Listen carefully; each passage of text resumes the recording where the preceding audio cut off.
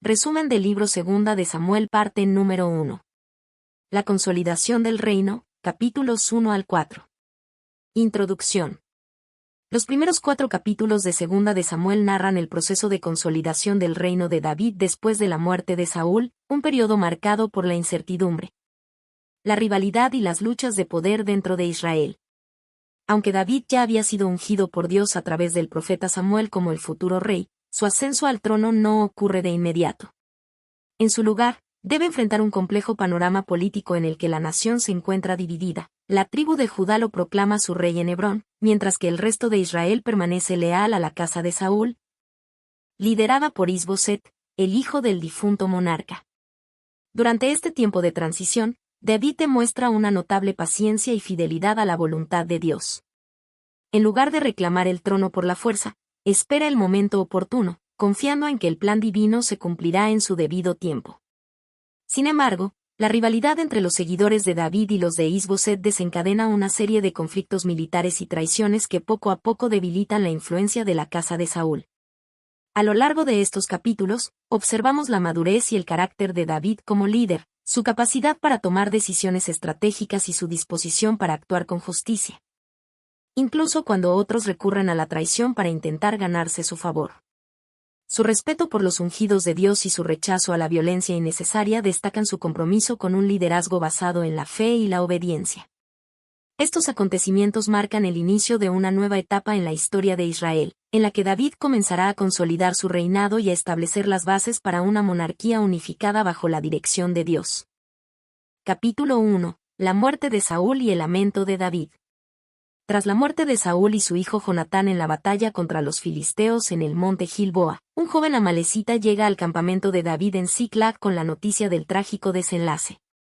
Este hombre afirma haber encontrado a Saúl herido de muerte y, a petición del propio rey, haberle dado el golpe final para evitar que cayera en manos enemigas.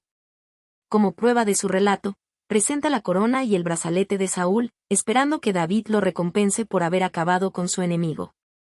Sin embargo, la reacción de David es completamente distinta a lo que el amalecita esperaba. En lugar de alegrarse por la muerte de Saúl, David se llena de consternación y tristeza. A pesar de la persecución que había sufrido a manos del rey, nunca dejó de reconocer que Saúl era el ungido de Dios. Con indignación, pregunta al amalecita cómo se atrevió a levantar su mano contra el rey del Señor. Como consecuencia, ordena su ejecución, dejando en claro que el respeto por la autoridad divina está por encima de cualquier venganza personal o ambición política. Después de la ejecución de la amalecita, David y sus hombres rasgan sus vestiduras en señal de duelo y lloran la muerte de Saúl, Jonatán y los israelitas caídos en la batalla. David no ve la muerte de Saúl como una victoria personal, sino como una gran pérdida para Israel. Su dolor es aún más profundo por la muerte de Jonatán, su amigo más cercano, con quien compartía un lazo de hermandad inquebrantable. En su lamento, David compone un cántico fúnebre conocido como el Cántico del Arco, una elegía en honor a Saúl y Jonatán, que manda enseñar a los hijos de Judá. En este poema, exalta la valentía de los caídos y expresa su angustia por la tragedia que ha golpeado a Israel. Destaca el heroísmo de Saúl en batalla y la nobleza de Jonatán, describiéndolo como alguien que lo amó con un amor más profundo que el de las mujeres. David no permite que su dolor se mezcle con resentimientos del pasado. En su cántico, evita cualquier mención de los errores de Saúl y, en cambio, resalta su papel como líder de Israel. Con estas palabras, no solo honra la memoria de los fallecidos, sino que también demuestra su carácter como un hombre conforme al corazón de Dios, guiado por el respeto, la compasión y la justicia. Este capítulo establece el tono de los eventos venideros en Segunda de Samuel, mostrando a David como un líder que no se apresura a tomar el trono, sino que espera el tiempo de Dios con humildad y reverencia. Capítulo 2. David es proclamado rey de Judá. Tras la muerte de Saúl, David no actúa impulsivamente para reclamar el trono de Israel. En lugar de ello, busca la guía de Dios a través de oración, preguntando si debe trasladarse a alguna de las ciudades de Judá. El Señor le responde que vaya a Hebrón, una ciudad de gran importancia histórica y estratégica. Obediente a la voluntad de Dios, David se traslada junto con su familia y sus seguidores. En Hebrón, los ancianos de la tribu de Judá lo reconocen como su rey y lo ungen oficialmente. Este evento marca el inicio de su reinado, aunque en ese momento solo gobierna sobre una parte de Israel. Mientras tanto, el resto de las tribus sigue en incertidumbre sobre quién debe gobernar, lo que deja espacio para la intervención de Abner, el poderoso comandante del ejército de Saúl. Abner, buscando preservar la dinastía de su antiguo rey, proclama a Is-Boset, hijo de Saúl, como rey sobre las demás tribus de Israel. Aunque Is-Boset no posee la misma fortaleza y liderazgo que su padre, Abner lo utiliza como una figura central para mantener su influencia y autoridad en el reino. Esta división entre Judá e Israel marca el inicio de un periodo de conflicto entre ambas casas. La batalla en Gabaón. El enfrentamiento entre los dos reinos se vuelve inevitable. Abner y sus hombres se dirigen a Gabaón, donde se encuentran con los soldados de David, dirigidos por Joab, su valiente y estratégico comandante. En un intento por resolver la disputa sin una guerra total, ambas partes acuerdan que un grupo selecto de hombres luche en un duelo representativo. Sin embargo, este enfrentamiento termina en un combate sangriento cuando ambas fuerzas entran en batalla abierta. La lucha es feroz, pero las tropas de David comienzan a ganar terreno. En medio de la batalla, Asael, hermano de Joab, persigue a Abner con la intención de matarlo. Aunque Abner le advierte que se retire para evitar enfrentarse a un soldado más experimentado, Asael insiste en su persecución. Finalmente, Abner lo mata de un solo golpe con la parte trasera de su lanza, causándole la muerte en el acto. La muerte de Asael provoca una mayor rivalidad entre Abner y Joab, lo que profundiza el conflicto entre ambas casas.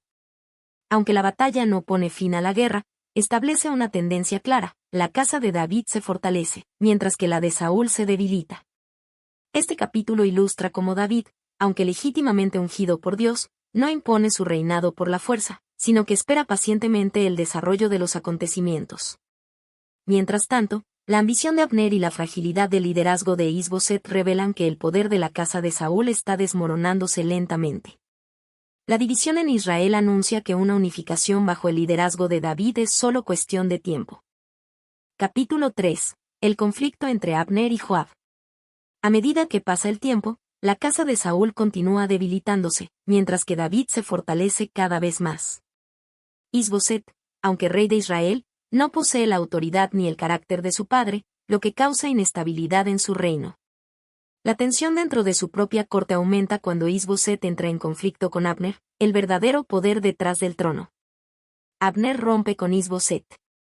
El conflicto entre Abner e Is-Boset estalla cuando el rey acusa a Abner de haber tomado como concubina a Rispa, una de las mujeres de Saúl. En la cultura de la época, acostarse con una concubina del rey podía interpretarse como un intento de reclamar el trono.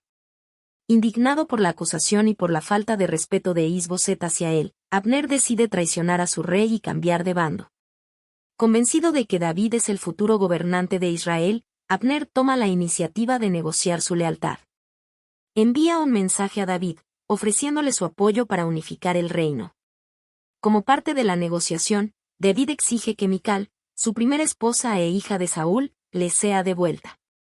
Mical había sido entregada a otro hombre durante el reinado de Saúl, pero David la reclama como su legítima esposa, tanto por razones personales como políticas.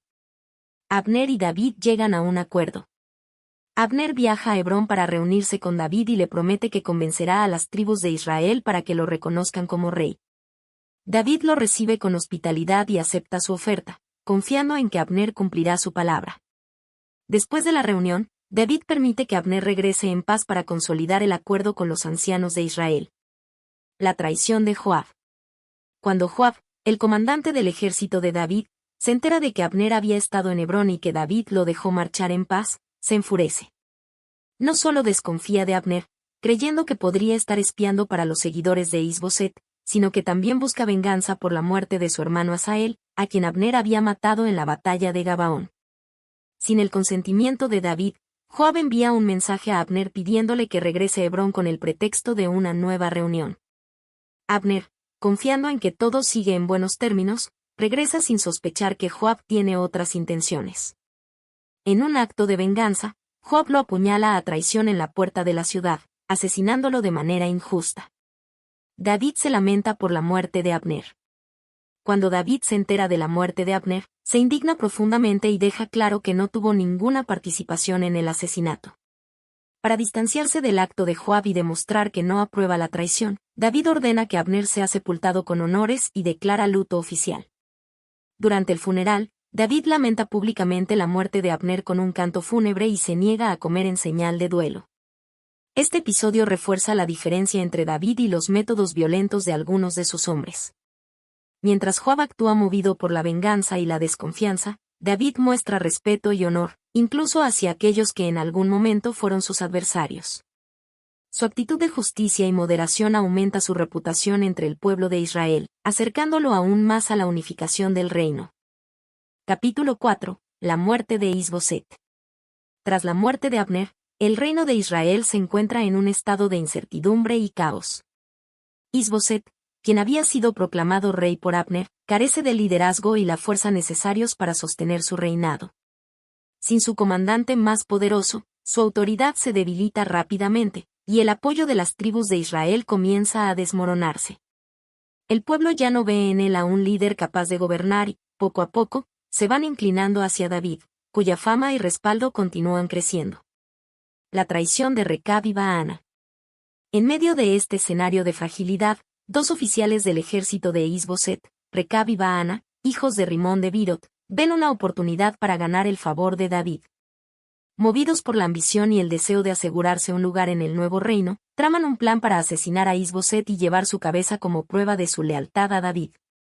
Aprovechando la vulnerabilidad del rey, entran en su casa durante la siesta del mediodía, un momento en el que la vigilancia está relajada. En un acto de traición despiadada, lo asesinan mientras duerme, decapitándolo para llevar su cabeza como trofeo a David. Luego, huyen rápidamente hacia Hebrón, seguros de que serán recompensados por su acción. David condena el asesinato de Is-Boset. Cuando Recab y Baana llegan a David y le presentan la cabeza de Is-Boset, lo hacen con orgullo, creyendo que han actuado en beneficio del nuevo rey. Le dicen que han vengado a David de su enemigo, esperando recibir una recompensa y ser reconocidos como aliados en el nuevo reino. Sin embargo, David reacciona de manera completamente opuesta a lo que ellos esperaban. En lugar de alabarlos por su acto, los reprende con severidad. Les recuerda lo que sucedió con el amalecita que afirmó haber matado a Saúl, a quien también ejecutó por haber osado levantar su mano contra el ungido de Dios. David considera que Is-Boset, aunque un adversario político, seguía siendo el hijo de Saúl y, por lo tanto, un hombre con una posición legítima en Israel. Para él, asesinar a un rey dormido y traer su cabeza como un trofeo no es un acto honorable, sino una traición cobarde e injusta. El castigo de los asesinos. Para dejar claro que su reinado no se establecerá sobre la violencia y la traición, David ordena la ejecución de Recab y Baana. No solo los manda matar, sino que también ordena que sus manos y pies sean cortados como castigo ejemplar, asegurando que nadie más intente avanzar en el reino mediante el asesinato y la injusticia. Sus cuerpos son colgados cerca del estanque de Hebrón, un mensaje contundente para todos los que pudieran tener intenciones similares. En contraste, David muestra respeto por Is-Boset al ordenar que su cabeza sea enterrada dignamente en la tumba de Abner en Hebrón. Con este gesto, David reafirma su postura como un rey justo, que no busca el poder mediante la venganza ni la conspiración, sino que espera la dirección de Dios en su camino al trono. La consolidación del reino. Con la muerte de Is-Boset, la casa de Saúl pierde toda resistencia significativa, y las tribus de Israel ya no tienen razones para seguir divididas. La unificación del reino se vuelve inminente, y la mayoría del pueblo reconoce a David como el legítimo rey de todo Israel. Este capítulo marca el fin del conflicto entre la casa de Saúl y David, allanando el camino para que este último establezca su reinado de manera plena y definitiva. La historia demuestra que David no busca el trono mediante el derramamiento de sangre innecesario, sino que confía en la justicia de Dios y en su tiempo para llevar a cabo su voluntad. Conclusión. Los primeros 4 capítulos de Segunda de Samuel nos presentan una etapa de transición crucial en la historia de Israel, marcada por el conflicto, la traición y el cumplimiento del plan divino. Aunque David había sido ungido años antes por el profeta Samuel, su camino hacia el trono no fue inmediato ni fácil. En lugar de apoderarse del reino por la fuerza, demuestra paciencia y un profundo respeto por la autoridad establecida por Dios. A lo largo de estos capítulos, vemos a David como un líder que, a pesar de las oportunidades para eliminar a sus adversarios, se niega a actuar por ambición o venganza. Su reacción ante la muerte de Saúl, la ejecución de la Amalecita, su duelo por Abner y su condena del asesinato de Is-Boset revelan su compromiso con la justicia y la rectitud. No busca consolidar su reinado a través del derramamiento de sangre injusta, sino que espera en la voluntad de Dios y confía en que su plan se cumplirá en el momento adecuado. Estos eventos también muestran cómo el poder basado en la traición y la intriga es efímero. Is-Boset, a pesar de ser proclamado rey, nunca tuvo la fuerza para sostener su gobierno sin Abner, y su liderazgo terminó abruptamente debido a la deslealtad de sus propios hombres.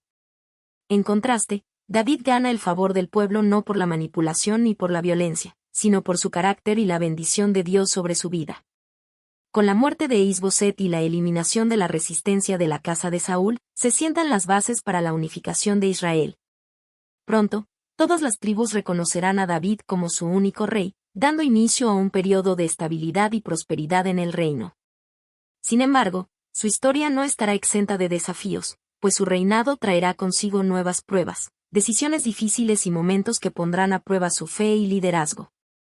Estos capítulos iniciales nos enseñan sobre la importancia de confiar en los tiempos de Dios, actuar con integridad y no dejarse llevar por la ambición o la venganza.